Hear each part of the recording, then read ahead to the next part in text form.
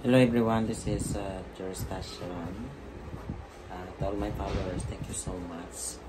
And I'd like to say thank you to all your support. I'm just here in this room. Maraming iniisip. That's life. So life has the ups and downs.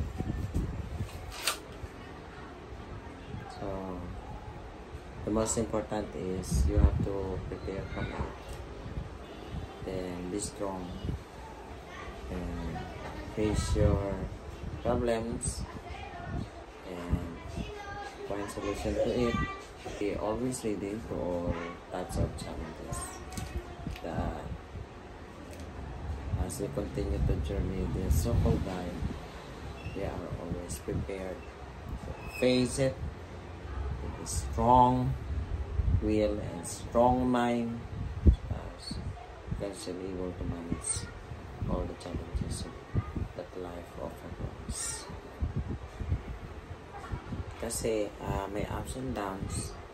Parang ngayon sa taas ka, sa maroon sa ilalim ka naman. Ganun ba? There's happiness, there's sadness, and minsan napupuyat, minsan masaya, minsan malungkot.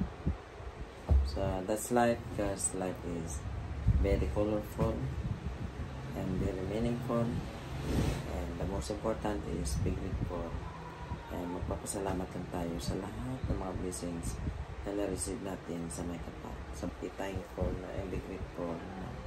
Salamat pa rin tayo despite of what is happening right now. And our ultimate aim in this world is learning how to be happy and be happy. Padali lang ko na, bukod ako lang sa dyan ko guys. Napaway na ako kaya doon na-stress ako sa mga work. Our work is very stressful.